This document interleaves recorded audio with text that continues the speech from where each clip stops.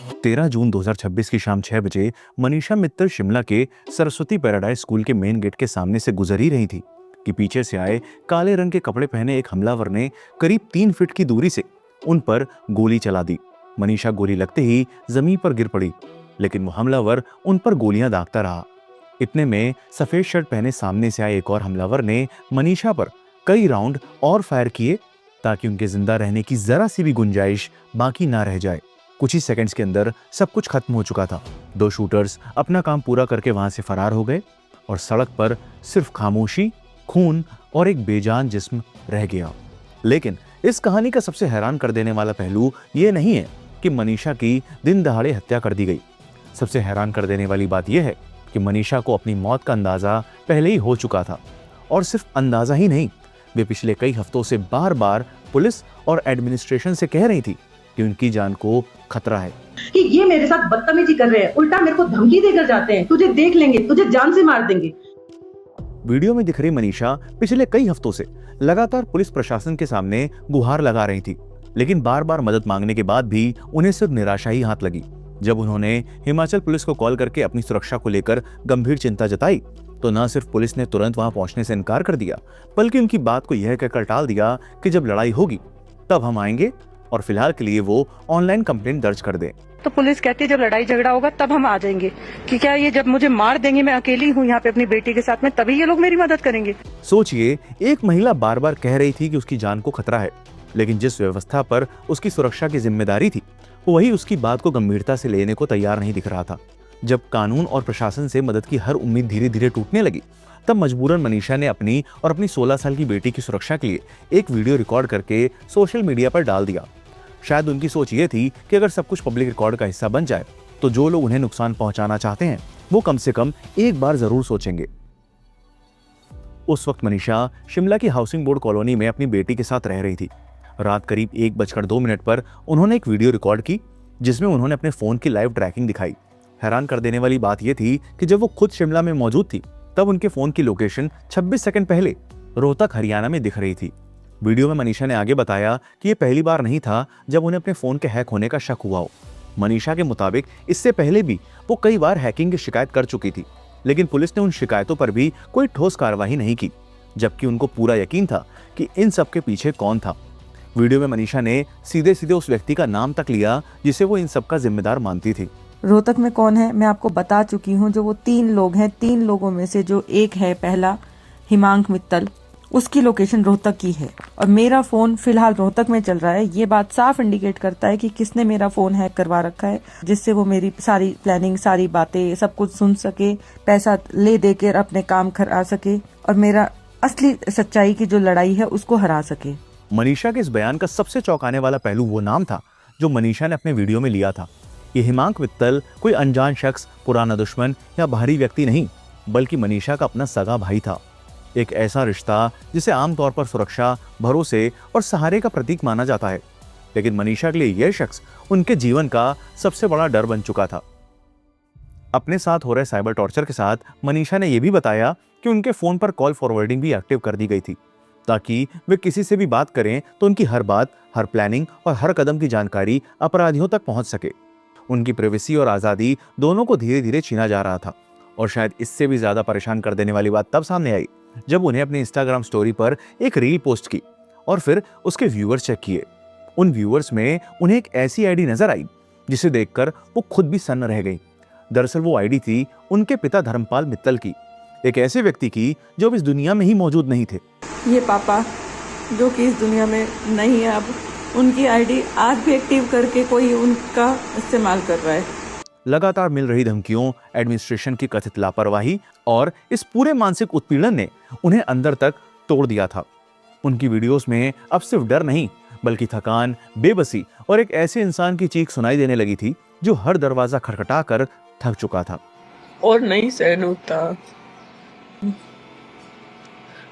नहीं हो रहा मुझसे सहन। यह शब्द सिर्फ एक शिकायत नहीं थे, ये मदद की आखिरी पुकार थी। लेकिन अफसोस, जिस मदद का वे इंतजार कर रही थी वो कभी आई ही नहीं। 13 जून शनिवार की शाम करीब 6 बजे आखिरकार गोलियां चल गई। तब सवाल सिर्फ इतना नहीं रह गया कि मनीषा को किसने मारा। सवाल यह भी था कि जब वे जिंदा थी, जब वे बार बार मदद मांग रही थी, जब वे अपने साथ होने वाले किसी बड़ी साजिश की तरफ इशारा कर रही थी, तब उन्हें बचाया क्यों नहीं गया। इस कहानी का सबसे दर्दनाक पहलू यह भी है कि अब एक 16 साल की बच्ची को अपनी मां के बिना जिंदगी गुजारनी पड़ेगी। इसलिए इस केस को सिर्फ एक क्राइम स्टोरी समझकर मत देखिए। इस वीडियो को पूरा देखिए, समझिए, सवाल पूछिए। और अगर आपको लगता है कि किसी इंसान की आवाज को अनसुना करने की कीमत इतनी भयानक नहीं होनी चाहिए, तो इस वीडियो को जितना हो सके शेयर कीजिए, क्योंकि आज ये मामला सिर्फ मनीषा मित्तल का नहीं रह गया। ये उस 16 साल की बच्ची का भी मामला है जो अपनी मां को खो चुकी है। और शायद अगर हम सब खामोश रहे तो फिर एक और आवाज दबा दी जाएगी, बिल्कुल वैसे ही जैसे मनीषा के गुहारों को दबा दिया गया था। Welcome to the show. My name is Shashwat and you are watching the untold story of Manisha Mittal. Manisha Saraswati Mittal मूल रूप से हरियाणा के रोहतक की रहने वाली थी। वो बचपन से ही पढ़ाई में काफी तेज थी और अपनी मेहनत के दम पर उन्होंने केमिस्ट्री में पीएचडी की डिग्री भी हासिल की थी। साल 2007 में उनकी शादी हुई और पिछले करीब 10 सालों से वे अपने पति डॉक्टर सुभाष यादव, जो रेवाड़ी में डिप्टी सीएमओ थे, उन्हीं के साथ रह रही थी। दोनों की पढ़ाई और प्रोफेशनल अचीवमेंट्स को देखकर यही लगता था कि शायद उनकी जिंदगी काफी सेटल्ड और कंफर्टेबल रही होगी। लेकिन अक्सर जिंदगी की असली कहानी वो नहीं होती जो बाहर से दिखाई देती है। पिछले कुछ समय से शादी में मनमुटाव के चलते मनीषा अपने पति से अलग होकर अपनी 16 साल की बेटी के साथ शिमला में रह रही थी। और इस दौरान अगर उनके जीवन में कोई सबसे बड़ा मकसद था तो वो थी उनकी बेटी। मनीषा खुद भी कई बार ये कह चुकी थी कि उनकी बेटी ही उनके जीवन की सबसे बड़ी वजह है। शायद इसलिए हर मुश्किल, हर डर और हर लड़ाई के बीच वे लगातार खड़ी रहीं, क्योंकि उन्हें सिर्फ खुद के लिए नहीं बल्कि अपनी बेटी के भविष्य के लिए भी लड़ना था। मनीषा के पिता धर्मपाल मित्तल ही वो शख्स थे जिन्होंने सरस्वती पैराडाइज इंटरनेशनल स्कूल की नींव रखी थी। उनका सपना था कि बच्चों को बेहतर से बेहतर शिक्षा मिल सके और इसी मकसद के साथ उन्होंने इस स्कूल की शुरुआत की थी। लेकिन वो खुद भी नहीं जानते थे कि नेक इरादों से शुरू हुआ ये संस्थान एक दिन उनके परिवार की बर्बादी का कारण बन जाएगा। स्कूल को स्मूथली चलाने के लिए साल 2005 में Paramount public school international society का गठन किया गया। इस सोसाइटी का एक खास नियम था, 1 फैमिली 1 मेंबर, यानी गवर्निंग बॉडी में शामिल हर मेंबर अलग फैमिली से होना चाहिए। फिर 2007 में मनीषा की शादी हो गई।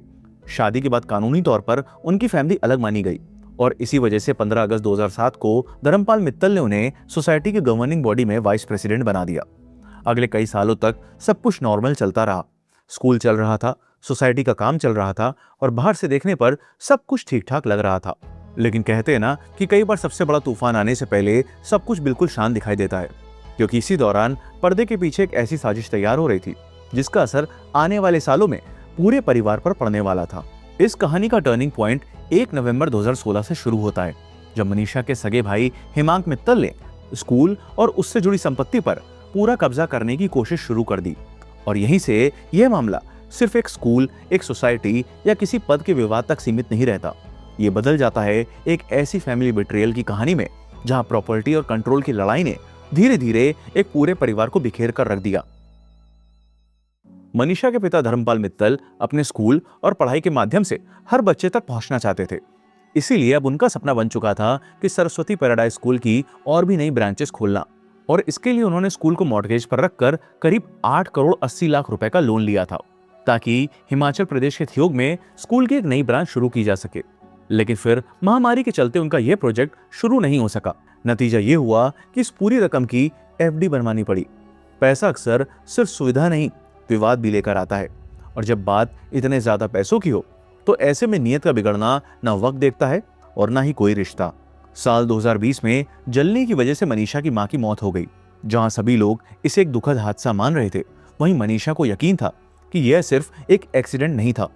अपनी टेस्टिमनी में उन्होंने आरोप लगाया कि प्रॉपर्टी विवाद के चलते उनकी मां की हत्या की गई थी और इसके पीछे उनके सगे भाई हिमांक मित्तल का हाथ था। मनीषा के लिए मां को खोना ही एक बहुत बड़ा सदमा था, लेकिन वे इस दर्द से उभर भी नहीं पाई थी कि इस घटना के सिर्फ 4 महीने बाद उनके पिता धर्मपाल मित्तल की भी मिस्टीरियस कंडीशन में मौत हो गई। सिर्फ 4 महीने के अंदर मनीषा ने अपने माँ और पिता दोनों को खो दिया था। जहां एक तरफ वे अपने माता पिता के बिछड़ने के दर्द से जूझ रही थी, वहीं दूसरी तरफ मनीषा ने पाया कि उनके भाई हिमांक मित्तल ने एफडी की रकम निकाल ली और रोहतक को निकल गया। मनीषा के हाथ में जो ये लेटर नजर आ रहा है, ये स्कूल के एक फॉर्मर प्रिंसिपल का लेटर है, जो मनीषा के मुताबिक इस बात की पुष्टि करता है कि महामारी के दौरान हिमांक मित्तल पैसा निकालकर रोहतक चला गया, जबकि उस वक्त स्कूल को उन फंड्स की जरूरत थी। मनीषा ने बताया कि जब उन्होंने खुद से प्रॉपर्टी से जुड़े मामलों की जांच करनी शुरू की तो उन्हें पता चला कि हिमांक मित्तल ने फर्जी दस्तावेजों की मदद से धीरे धीरे पूरी प्रॉपर्टी पर कब्जा कर लिया था। इतना ही नहीं, हिमांक उन्हें खुलेआम धमकियां भी देता था और कहता था कि अगर उन्होंने प्रॉपर्टी में अपना हिस्सा मांगने या उस तरफ देखने की भी कोशिश की तो उन्हें जान से मार दिया जाएगा। मनीषा ने यह भी बताया कि हिमांक इस सब में अकेला नहीं था। उनका कहना था कि उसने गोविंद देशवाल नाम के व्यक्ति को भी अपने साथ मिला रखा था, जो इस पूरी साजिश का हिस्सा था, और दोनों ने मिलकर मनीषा के पति सुभाष यादव को भी पैसे का लालच दिखाकर अपने साथ कर लिया था। गोविंद देशवाल जो कि लाडोद गांव का है, वो भी इसमें शामिल है। इन्होंने मेरे पति डॉक्टर सुभाष यादव, उनको भी अपने साथ पैसे के पावर के दम पे मिला के मेरे साथ मार पिटाई करके, बदतमीजी करके मेरे को हर तरह से मरने के लायक छोड़ दिया। जब मनीषा के पति ने भी उनका साथ छोड़ दिया तो वे पूरी तरह से अकेली पड़ गई थी। अब उन्हें सिर्फ खुद की ही नहीं बल्कि अपनी बेटी की भी हिफाजत करनी थी। लेकिन इतनी मुश्किलों के बाद भी मनीषा ने हार नहीं मानी। उनके माता पिता के निधन के बाद स्कूल की सोसाइटी में कई पोजीशंस खाली हो गई थी, इसलिए साल 2021 में मनीषा ने नई गवर्निंग बॉडी फॉर्म की ताकि स्कूल के ऑपरेशन में कोई रुकावट ना आ सके। लेकिन इसी दौरान एक और साजिश रची जा रही थी। दरअसल पैरेलल में हिमांक मित्तल ने भी अपनी एक अलग गवर्निंग बॉडी बना ली थी और खुद को सोसाइटी का वाइस प्रेसिडेंट बताने लगा था। अब एक ही सोसाइटी में दो अलग अलग गवर्निंग बॉडीज मौजूद थी। विवाद बढ़ता गया और मामला इतना उलझ गया कि सच्चाई का पता लगाने के लिए एसडीएम को इंक्वायरी बिठानी पड़ी। यहीं से मनीषा ने अपनी लड़ाई और तेज कर दी। अपने दावों को साबित करने के लिए उन्होंने आरटीआई के जरिए स्कूल और सोसाइटी से जुड़े डॉक्यूमेंट्स निकलवाए और इन्हीं डॉक्यूमेंट्स को खंगालते वक्त उनके हाथ एक ऐसा कागज लगा जो हिमांक मित्तल के पूरे खेल का सबसे बड़ा सबूत था। दरअसल 1 नवंबर 2016 को उनके पिता धर्मपाल मित्तल को एहसास हो गया था कि स्कूल के अंदर कुछ गड़बड़ चल रही है। इसलिए उन्होंने स्कूल की ओरिजिनल प्रोसीडिंग्स और जरूरी डॉक्यूमेंट्स मनीषा को सौंप दिए थे और सोसाइटी के मेंबर्स को एक लेटर लिखकर अपनी चिंता भी जाहिर करना चाहते थे। लेकिन यहीं पर हिमांक ने पूरा खेल खेला। उसने दो अलग अलग लेटर्स इस तरह से टाइप कर प्रिंट करवाए जिससे दोनों का फॉर्मेट और सीरियल नंबर एक जैसा लगे, भले ही दोनों डॉक्यूमेंट्स के कंटेंट पूरी तरह से अलग हो। फिर हिमांक ने अपने पिता से यह कहकर दोनों डॉक्यूमेंट्स पर साइन करवा लिए कि एक ओरिजिनल कॉपी है और दूसरी उसकी डुप्लीकेट, जबकि असली लेटर का सीरियल नंबर 11 था जिसमें स्कूल में हो रही गड़बड़ियों का जिक्र था। वहीं दूसरे लेटर में यह लिखा गया था कि सोसाइटी के मेंबर्स को बदला जा रहा है। और फिर हिमांक ने सीरियल नंबर्स को टैंपर करते हुए ओरिजिनल 11 नंबर वाले लेटर को, जिसमें स्कूल की गड़बड़ियों की बात की थी, उसे रिकॉर्ड से ही हटा दिया और एडीएम ऑफिस में सिर्फ वही डॉक्यूमेंट जमा किया जिसमें लिखा था कि सोसाइटी के मेंबर्स को बदला जा रहा है। मनीषा ने सिर्फ आरोप ही नहीं लगाए बल्कि उन दावों के सपोर्ट में डॉक्यूमेंट्स भी पेश किए और आखिरकार 2 मार्च 2022 को एसडीएम की इंक्वायरी में इस पूरे मामले की तस्वीर साफ होनी शुरू हो गई। इंक्वायरी के दौरान हैंडराइटिंग एक्सपर्ट्स की मदद ली गई और जांच में ये सामने आया कि धर्मपाल मित्तल और नूतन मिश्रा के सिग्नेचर्स फॉर्ज करके डुप्लीकेट प्रोसीडिंग्स तैयार की गई थी। इतना ही नहीं, फाइनेंशियल रिकॉर्ड्स की जांच में करोड़ों रुपए की गड़बड़ियां भी सामने आई। जांच का शक हिमांक मित्तल पर गया जिसने फर्जी सिग्नेचर्स के जरिए डॉक्यूमेंट तैयार करके बड़े पैमाने पर फाइनेंशियल फ्रॉड किया था। इन खुलासों के बाद एसडीएम ने अकाउंट्स का ऑडिट करवाने और गड़बड़ी की पुष्टि होने पर एफआईआर दर्ज कराने के ऑर्डर्स दे दिए। ऐसा लग रहा था कि अब सच सामने आ चुका है और शायद अब इंसाफ की शुरुआत होगी, लेकिन कहानी यहीं खत्म नहीं हुई। एसडीएम ऑफिस की इंक्वायरी रिपोर्ट के बाद डिस्ट्रिक्ट कलेक्टर ने ऑर्डर दिया कि तुरंत एक तहसीलदार अपॉइंट किया जाए जो साल 2005 से लेकर उस वक्त तक सोसाइटी के जितने भी ओरिजिनल मेंबर्स रहे हैं उनको बुलाकर इंक्वायरी की फाइंडिंग्स उनके सामने रखे और असली गवर्निंग बॉडी की पहचान करते हुए नए इलेक्शंस करवाए। लेकिन गड़बड़ी की इंतहा देखिए कि तहसीलदार ने सभी ओरिजिनल मेंबर्स को बुलाने के बजाय सिर्फ 3 लोगों को बुलाया और उनसे ही अपने लोग लेकर आने को कहा। फिर इसके बाद एक फर्जी इलेक्शन करवाया गया। यानी एक तरफ इंक्वायरी में फॉर्जरी और फाइनेंशियल इरेगुलरिटी सामने आ चुकी थी और दूसरी तरफ उसी विवाद को सुलझाने की प्रक्रिया पर ही नए सवाल खड़े होने लगे। ओरिजिनल लेटर आप देख सकते हैं, ओरिजिनल उनके साइन है। 3 लोगों को उन्होंने बुलाया था इलेक्शन के लिए, जबकि ऑर्डर्स के अंदर साफ है कि जितने भी मेंबर्स हैं उनको तहसीलदार जी बुलाएंगे। इसके बाद हिमांक मित्तल ने पुराने मेंबर्स को हटाकर खुद को स्कूल का प्रेसिडेंट घोषित कर दिया और यह सब देखकर मनीषा ने इसका विरोध करते हुए इसके खिलाफ अपील दाखिल कर दी। आखिरकार 16 दिसंबर 2025 को इस अपील का फैसला मनीषा के हक में आया जब रजिस्ट्रार ने पूरे मामले की दोबारा इन्वेस्टिगेशन करने के ऑर्डर्स दे दिए। इसी के बाद 22 जनवरी 2026 को मनीषा ने एसपी को इन्फॉर्म किया कि वे स्कूल के प्रेमाइसेस के अंदर जाना चाहती हैं। 26 जनवरी को संजौली पुलिस स्टेशन की एसएचओ की परमिशन के साथ वे स्कूल के अंदर गईं, लेकिन स्कूल पहुंचते ही कहानी ने एक और मोड़ ले लिया जब मनीषा के खिलाफ हिमांक मित्तल, गोविंद देशवाल और स्कूल के एक महिला कर्मी ने शिकायत दर्ज करवाई जिसमें यह आरोप लगाया गया कि मनीषा ने ताले तोड़कर स्कूल में जबरदस्ती एंट्री की और चौकीदार रविंद्र के साथ मारपीट की। बट जब पुलिस ने पूरी घटना की जांच की तो चौकीदार रविंद्र ने मारपीट की बात से ही इनकार कर दिया। एसएचओ ने पूरे मामले का हर पहलू समझा और उन्हें एहसास हुआ कि यहाँ कभी भी कानून व्यवस्था की स्थिति बिगड़ सकती है। जांच के बाद एसएचओ ने हेमांग मित्तल, गोविंद देशवाल और महिला कर्मी के खिलाफ अपनी रिपोर्ट तैयार करके एसडीएम ऑफिस और एसपी के पास भेज दी। इतना ही नहीं, एसएचओ ने खुद मनीषा को आगाह किया कि आपकी जान को खतरा हो सकता है, इसलिए अपनी सुरक्षा का ध्यान रखिए और अगर कोई परेशानी आती है तो वी आर विद यू। ये शायद पहली बार था जब किसी पुलिस अधिकारी ने भी इस पूरे विवाद को सिर्फ प्रॉपर्टी डिस्प्यूट नहीं बल्कि एक पॉसिबल जानलेवा खतरे के रूप में देखा था। लेकिन इसके बाद भी मनीषा की मुश्किलें कम नहीं हुई। कोर्ट के ऑर्डर्स उनके हक में आने के बाद भी जब उन्होंने स्कूल के बेहतर ऑपरेशन और उसकी प्रोग्रेस को लेकर प्रिंसिपल नीरज वर्मा से बात करनी चाहिए तो प्रिंसिपल ने उन्हें मिलने से ही मना कर दिया।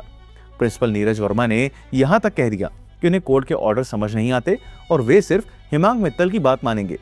बाद में हेमांग मित्तल और प्रिंसिपल नीरज वर्मा ने मिलकर पेरेंट्स के फर्जी सिग्नेचर के साथ एक लेटर भी तैयार करवाया जिसमें दिखाया गया कि मनीषा स्कूल में घुसकर डिस्टरबेंस क्रिएट कर रही हैं।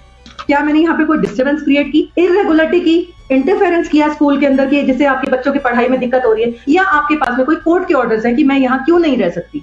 आप अगर मुझे एक रीजन दे दीजिए, मैं यहाँ से तुरंत चली जाऊंगी इमीडिएटली। मनीषा बार बार यही कहती रही कि वे स्कूल में किसी भी तरह की डिस्टरबेंस क्रिएट करने नहीं आई हैं, लेकिन उनकी बात का सामने वाले लोगों पर कोई असर होता नजर नहीं आ रहा था। और फिर 1 अप्रैल की शाम करीब 5 बजे हेमांग मित्तल अपने साथ कई लोगों और कुछ गाड़ियों को लेकर स्कूल के अंदर घुस वहां अपने ताले लगाने के बाद मनीषा के साथ बदतमीजी करता है और बार बार उसे जान से मारने की धमकी देने लगता है कि ये मेरे साथ बदतमीजी कर रहे हैं, उल्टा मेरे को धमकी देकर जाते हैं, तुझे देख लेंगे, तुझे जान से मार देंगे। हेमांग की धमकियों से परेशान मनीषा ने जब पुलिस से मदद की गुहार लगाई तब उन्होंने भी वहां आने से मना कर दिया कि क्या ये जब मुझे मार देंगे, मैं अकेली हूँ यहाँ पे अपनी बेटी के साथ में, तभी ये लोग मेरी मदद करेंगे। पुलिस से मदद ना मिलने पर मजबूरन मनीषा फेसबुक पर लाइव आती हैं ताकि हिमांक उनके साथ कुछ गलत करने से डरे। वे बताती हैं कि हिमांक ने उनके फोन को हैक करवाया, उनकी बेटी की फोटोज के नीचे गंदे गंदे कमेंट्स करवाए और उसे भी जान से मारने की धमकी दी। आज से ठीक 4-5 दिन पहले लगातार मेरा फोन हैक करवा के मेरे को गाली गलौज इतने गंदे लेवल की, मेरी बेटी की फोटो के ऊपर इतने गंदे कमेंट्स, इतना टॉर्चर और प्रेशराइज करके इस लड़के ने रखा है कि मैं क्या करूं। अगर हमारा कोर्ट में केस चल रहा है तो कोर्ट में चले ना, ये कौन सा तरीका है कि मैं जान से मार दूंगा, मैं देख लूंगा। मनीषा बार बार कहती रही कि हिमांक पर हरियाणा में पहले से ही IPC 506 के तहत FIR दर्ज है। उनका कहना था कि इतने सबूत, रिपोर्ट्स और शिकायतों के बावजूद भी पैसे और पार के दम पर वो खुलेआम उन्हें जान से मारने की धमकी दे रहा है। लेकिन उनकी हर कंप्लेन, हर अपील और हर गुहार के बाद भी सिस्टम ने ऐसी कोई कार्रवाई नहीं की जो उनकी जान बचा पाती। और आखिरकार जिस बात का डर मनीषा बार बार जताती रही वो सच हो गया। घटना की सूचना मिलते ही पुलिस और FSL टीम मौके पर पहुंची और क्राइम सीन से सभी जरूरी सबूत जमा किए। इन्वेस्टिगेशन और CCTV फुटेज की जांच में पता चला कि दोनों हमलावर एक सफेद स्विफ्ट कार से आए थे। पुलिस से बचने के लिए उन्होंने हरियाणा की ओरिजिनल नंबर प्लेट हटाकर हिमाचल की HP10 सीरीज वाली फर्जी नंबर प्लेट लगा रखी थी और चेकिंग से बचने के लिए मेन हाईवेज की जगह लिंक रोड का इस्तेमाल किया था। पुलिस ने अलग अलग टीम्स बनाकर आई विटनेसेस से पूछताछ, CCTV एनालिसिस और टेक्निकल सर्वेलेंस शुरू किया। इन सभी सबूतों और एक स्पेशल ऑपरेशन की मदद से पुलिस ने सिर्फ 40 घंटों के अंदर दोनों आरोपियों को हरियाणा के रोहतक से गिरफ्तार कर लिया। पहले आरोपी की पहचान 22 साल के आशीष अहलावत के रूप में हुई, जो हरियाणा के झज्जर जिले के दुजाना गांव का रहने वाला था और उसके खिलाफ पहले ही आर्म्स एक्ट, अवैध वसूली और BNS 308 समेत कई मामले दर्ज थे। दूसरा आरोपी 25 साल का दीपक बुधवार था, जिसके खिलाफ भी आर्म्स एक्ट और BNS 308 समेत 4 क्रिमिनल केसेस दर्ज थे। पुलिस के मुताबिक दोनों पेशेवर शूटर्स थे और पूछताछ के दौरान दोनों ने मनीषा पर फायरिंग करने की बात कबूल कर ली। मनीषा की हत्या के तुरंत बाद हिमांक ने खुद को इनोसेंट बताते हुए इंटरनेट पर एक वीडियो पोस्ट की और अपनी चोट का हवाला देते हुए उसने खुद को ही एक विक्टिम बता दिया कि मेरी इसमें कोई इन्वॉल्वमेंट नहीं है। कल सुबह से पुलिस भी मेरे घर पर आई हुई है, मुझसे पूछताछ कर रही है। मैं हर चीज़ में सपोर्ट करने के लिए, कोऑपरेट करने के लिए तैयार हूँ। ऑलरेडी मेरे साथ भी एक हमला हो चुका है। 1 जून को मेरे साथ भी हमला हुआ था। मेरे एक पैर में फ्रैक्चर भी है, एक हाथ में फ्रैक्चर है, दूसरे हाथ और दूसरे पैर का मांस भी फटा हुआ है। एक तरफ हिमांक लगातार खुद को बेगुनाह बताता रहा, वहीं दूसरी तरफ उसने इस पूरी घटना के लिए उल्टा मनीषा की संगत और उनके फैसले को जिम्मेदार ठहराने की कोशिश की। लेकिन पुलिस की इन्वेस्टिगेशन अब सिर्फ बयानों पर नहीं, सबूतों पर आगे बढ़ रही थी। जब इन्वेस्टिगेटर्स ने शूटर के कॉल रिकॉर्ड्स के साथ उनके बैंक ट्रांजैक्शंस खंगाले तो एक बेहद अहम कड़ी सामने आई। मर्डर से कुछ ही दिन पहले शूटर दीपक बुधवार के अकाउंट में 20,000 रुपए ट्रांसफर हुए थे। पुलिस के मुताबिक यह रकम हिमांक मित्तल के करीबी गोविंद देशवाल के अकाउंट से भेजी गई थी। इतना ही नहीं, टेक्निकल इन्वेस्टिगेशन में यह भी सामने आया कि वारदात से कुछ दिन पहले गोविंद, आशीष और दीपक तीनों की मोबाइल लोकेशन शिमला में एक ही एरिया में मौजूद थी। अब पुलिस ने गोविंद के अकाउंट की भी गहराई से जांच की और इन्वेस्टिगेशन में यह पता चला कि मर्डर से कुछ दिन पहले हिमांक मित्तल ने गोविंद के अकाउंट में करीब 8.5 लाख रुपए ट्रांसफर किए थे और मर्डर से 2 दिन पहले ही गोविंद देश छोड़कर बाहर चला गया था। अब पुलिस को उसकी वापसी का इंतजार था, पर जैसे वो इंडिया लौटा उसने अपना मोबाइल फोन बंद कर दिया, लेकिन इसके बावजूद वो पुलिस की गिरफ्त में आ गया। पूछताछ के दौरान गोविंद ने कबूल कर लिया कि मनीषा मित्तल की हत्या का कॉन्ट्रैक्ट हिमांक मित्तल ने ही दिया था। इन्वेस्टिगेशन में यह भी सामने आया कि शूटर्स को वारदात के लिए इस्तेमाल की गई स्विफ्ट कार भी गोविंद ने ही अरेंज की थी। पुलिस के अकॉर्डिंग मनीषा के घर में लगे सीसीटीवी कैमरास का एक्सेस हिमांक मित्तल के पास था और इसी एक्सेस के जरिए मनीषा की एक्टिविटीज पर नजर रखी जा रही थी। पुलिस का कहना है कि हिमांक ने यह एक्सेस गोविंद को दिया और गोविंद ने आगे शूटर्स तक पहुंचाया, जिसके बाद उनकी मूवमेंट को ट्रैक करते हुए वारदात को अंजाम दिया गया। आखिरकार 29 जून की सुबह पुलिस ने हिमांक मित्तल को नेहरू कॉलोनी में उसके घर से अरेस्ट कर लिया। पुलिस ने यह शक भी जाहिर किया है कि हिमांक ने जानबूझकर खुद पर हमला करवाया था ताकि खुद को शक के दायरे से बाहर दिखाया जा सके और इसलिए उसने इस पूरी प्लानिंग की जिम्मेदारी गोविंद को दी थी। फिलहाल हिमांक मित्तल, गोविंद देशवाल और इस मामले के बाकी आरोपी जुडिशियल कस्टडी में हैं। पुलिस का कहना है कि forensic reports, CCTV footage, call records और अदर सर्कमस्टेंशियल एविडेंसेस को जोड़कर इस पूरे मर्डर कॉन्स्पिरेसी की चेन स्टैब्लिश की गई है। देखा जाए तो उस तहसीलदार से लेकर मनीषा के हस्बैंड भी उतने ही गुनहगार हैं, लेकिन अफसोस ऐसे लोग कानून के शिकंजे से बाहर रहेंगे। इस पूरे केस को अगर सिर्फ एक मर्डर की तरह देखा जाए तो हम इसकी सबसे बड़ी सीख को नजरअंदाज कर देंगे। सबसे पहली बात यह केस दिखाता है कि अक्सर प्रॉपर्टी का विवाद सिर्फ जमीन या पैसों की लड़ाई नहीं होता। जब एक महिला अपने कानूनी अधिकारों के लिए खड़ी होती है तो कई बार उसका सामना सिर्फ अपने विरोधियों से नहीं बल्कि उस सोच से होता है जो ये मानता है कि उसका हक मांगना ही गुनाह है। दूसरी बात, कोई भी हत्या एक दिन में नहीं होती। इस केस में भी शुरुआत फॉर्जरी से हुई, फिर cyber harassment, phone hacking, tracking, जान से मारने की धमकियां और आखिर में कॉन्ट्रैक्ट किलिंग। हर पड़ाव एक वार्निंग साइन था जिसे वक्त रहते रोका जा सकता था। लेकिन इस केस का सबसे बड़ा सवाल सिस्टम से है। अगर बार बार मिल रही धमकियों, कंप्लेंट्स और सबूतों को शुरू से ही गंभीरता से लिया जाता तो शायद आज एक 16 साल की बेटी अपनी मां को ना खोती। और शायद इस पूरे केस की सबसे बड़ी आयरनी ये है कि जिस सिस्टम ने उनकी आवाज़ को वक्त पर नहीं सुना, उसी सिस्टम को बाद में उनकी वीडियोस, उनके डॉक्यूमेंट्स और उनके डिजिटल रिकॉर्ड्स ने सच तक पहुंचने में सबसे ज़्यादा मदद की। इसलिए अगर इस कहानी से एक बात याद रखनी है तो वो ये है कि जब कोई इंसान बार बार अपनी जान को खतरा बताए तो उसे ओवर रिएक्शन या फैमिली डिस्प्यूट कहकर नज़रअंदाज मत कीजिए, क्योंकि कभी कभी किसी की सबसे बड़ी मदद सिर्फ उसकी बात को वक्त रहते गंभीरता से सुन लेना होती है। अगर आप क्राइम केसेस ऑडियो फॉर्म में सुनना पसंद करते हैं तो आप स्पॉटिफाई पर हमारे पॉडकास्ट को सुन सकते हैं, जिसका लिंक डिस्क्रिप्शन में दिया हुआ है। और ढेर सारा प्यार और सपोर्ट देने के लिए दिल से थैंक यू।